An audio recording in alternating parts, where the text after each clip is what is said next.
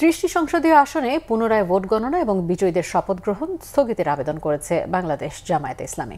শনিবার রাজধানীর মগবাজারে দলটির কেন্দ্রীয় কার্যালয়ে সংবাদ সম্মেলনে এই কথা জানান দলটির সহকারী সেক্রেটারি জেনারেল এহসানুল মাহবুব জুবায়ের। তিনি অভিযোগ করেন, দেশের বিভিন্ন এলাকায় জামায়াতের নারী কর্মী সহ নেতাকর্মীরা মারাত্মকভাবে আহত হয়েছে।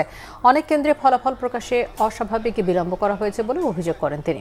ব্রিফিংয়ে জামায়াতের সহকারী secretary general advocate Moazzem Hossain Helal Panchagarh, Thakurgaon, Lalmonirhat, Bogura ৩, Sirajganj, Jessore, Khulna, Mymensingh, Kishoreganj, Dhaka ৭, ৮, ১৩, ১৭ সহ গোপালগঞ্জ, চট্টগ্রাম ও কক্সবাজারের আসনগুলোর ফলাফল স্থগিত রেখে পুনরায় ভোট গণনার দাবি জানান।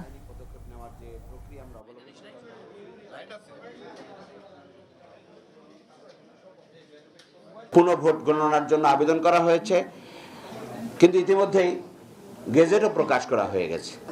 বা ফলাফল স্থগিত রেখে এবং পুনঃ গণনার মধ্য দিয়ে আমরা নতুনভাবে ফলাফল ঘোষণা করার জন্য আমরা আইনি পদক্ষেপ নেওয়ার জন্য উদ্যোগ নিয়েছি। ইতিমধ্যে ঘোষিত যে গেজেট প্রকাশ করা হয়েছে, তাদেরকে যেন শপথ না দেওয়া হয়, সেই শপথ স্থগিত রাখার জন্য আমাদের আবেদন আছে। একটি সুষ্ঠু সুন্দর নির্বাচন বাংলাদেশের মানুষ আশা করেছে এবং সেটি নির্বাচন সম্পন্ন হয়েছে।